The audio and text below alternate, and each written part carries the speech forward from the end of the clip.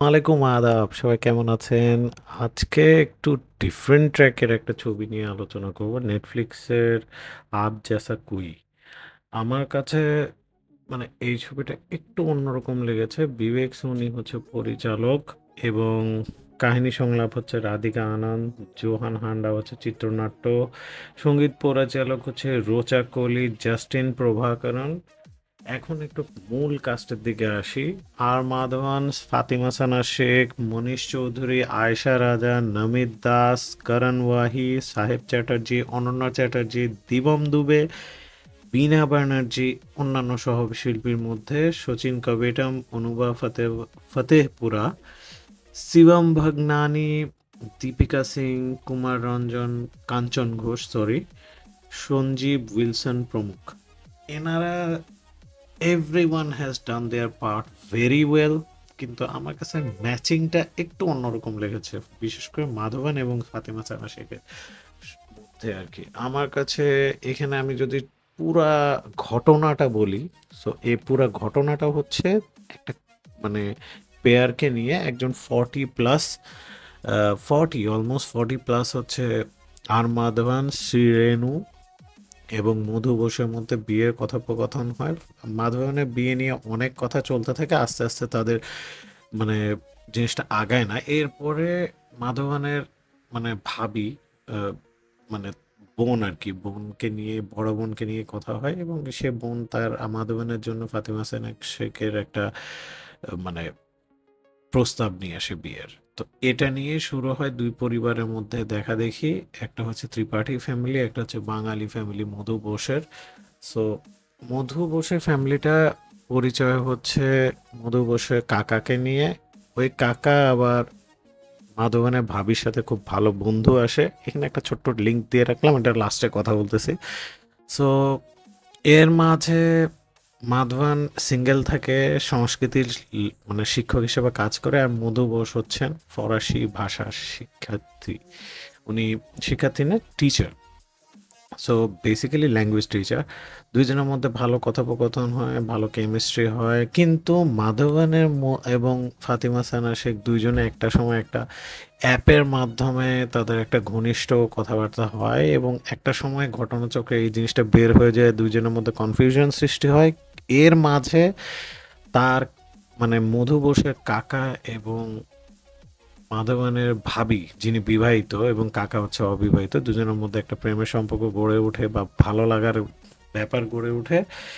এবং আর মাধবনের ভাবির একটা মেয়েও আছে এবং বোঝা যায় ভাবি ফ্যামিলিতে সে ভাবি হ্যাপি না। এবং মাধবন এই জিনিসটাকে সাপোর্টও করে না।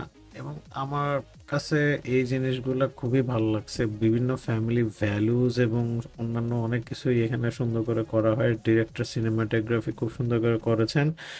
এবং মেট্রো 2 এর পর আমার কাছে যদি সঙ্গীত অ্যালবামগুলা লুপ করে ইউটিউবে শোনা হয়, এই ছবির গানগুলা আসলে রোমান্টিক। এবং মানে মাধবনের এখানে দেখা যায় যে সে পুরাই 100% একা থাকে সারা জীবন। মধু বসু খুব ইন্ডিপেন্ডেন্ট একজন মহিলা থাকেন এবং দুজনের মধ্যে একটা আনম্যাচড একটা ভাইব ক্রিয়েট করে, কিন্তু দুজনের মধ্যে ভালো কেমিস্ট্রি হয়। দুজনের মধ্যে একটা সুন্দর জিনিস দেখা যায়, কেমিস্ট্রিটা আমার কাছে খুবই ভালো লেগেছে। মাধবন সানা শেখ অভিনয় কিন্তু অনবদ্য, দুজনকে মনেই হয় না যে আলাদা কোনো অভিনয় করতেছে। ফাতিমা সানা শেখকে আমার এমনিই ভালো লাগে as an actress, she has done her part well এবং সাইড ক্যারেক্টারগুলো এইখানকার খুবই ভালো লেগেছে। ফাতিমা সানা শেখ বাঙালি হিসাবে ভালো বাংলা মোটামুটি চর্চা করেছেন এবং তার ফ্যামিলির প্রত্যেকটা ক্যারেক্টার খুব সুন্দর করে বাঙালি ফ্যামিলির ভ্যালু ধরে রেখেছে। সো ত্রিপাঠী এবং বাঙালি ফ্যামিলির মধ্যে একটা সময় এঙ্গেজমেন্ট হয় এবং এঙ্গেজমেন্টটা ভেঙে যায়। এই যে ওর মাধবনের ভাবি এবং সানা শেখের, ফাতেমা সানা শেখের কাকার মধ্যে একটা পছন্দ গড়ে ওঠে। তারপরে এখানে যে মাধবনের ভাবি যাওয়ার পরে ফাতেমা সানা শেখ সহ দুই ফ্যামিলির মধ্যে একটা ক্ল্যাশ হয়। কিভাবে এই ক্ল্যাশটা আসলে অ্যাভয়েড করা হয়, ওমেন এম্পাওয়ারমেন্টের একটা কথা থাকে। এটা না করণ জোহর যে প্রডিউস করছে, এটা আমার কাছে খুবই অদ্ভুত লেগেছে। এবং যা বুঝলাম মার্জারের পরে, যেহেতু হিরো ইয়াশ জোহরের ছেলে Karan Johar, he is thinking on a different take. যেহেতু একটা ইনভেস্টর এসছে কারণ জোহরের প্লটে বা প্রোডাকশন হাউসে, আমার কাছে ভালো লাগছে যে তারা গতানুগতিক ছকের বাইরে এখন আসলে ডিফারেন্ট টেক নিয়ে ছবি প্রডিউস করতেছে। That's a very different issue. কিন্তু ওভারঅল আপ জয়সা কই আপনাকে একটা অস্বস্তির মধ্যে রাখবে না। হলে যে দেখার মতো আমি ছবি বলবো না, বাট কিন্তু বিঞ্জ করার জন্য খুবই ভালো একটা টপিক। বেশ কিছু ভ্যালুস থাকে, বেশ কিছু কন্ট্রাডিক্টরি ইস্যু থাকে যেগুলো অন্য ছবি এবং অন্য কিছুতে শো করা হয় না। বাঙালির কালচারকে খুব সুন্দর করে পোর্ট্রে করা হয়, পুজো এবং অন্যান্য সব কিছু যা থাকে আমাদের ট্রেডিশনালি। সো কলকাতার যে ইস্যুগুলো থাকে, so it's a very different on the Madhavan. আমার কাছে আসলে স্পেকট্যাকুলার পারফরমেন্স করেছেন এবং মাধবনের ভাবি এখানে খুব সুন্দর করে দেখিয়েছেন যে আসলে কিছু ডায়লগ এই সিনটাতে খুব সুন্দর করে বলা হয় আর কি।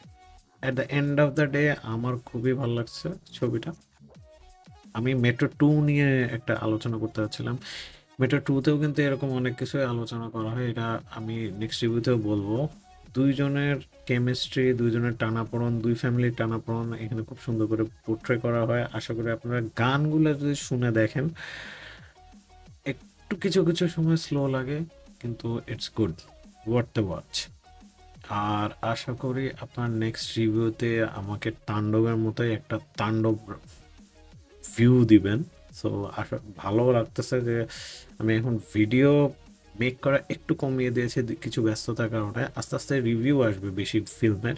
তো বিবেক সোনির প্রতি আমার একটাই সাধুবাদ, আনটিল আনলেস উনি বোর না করেন, আমাদেরকে এভাবেই এন্টারটেইন করুক, এভাবেই চাই কিছু ছবি। এবং মাধবান এবং ফাতিমা সানা শেখকেও নিজেভাবে ইউজ করেছেন ওনার ইয়াতে, এটা খুবই ভালো লেগেছে। Thanks for the review and please keep sharing and please keep liking and please keep commenting.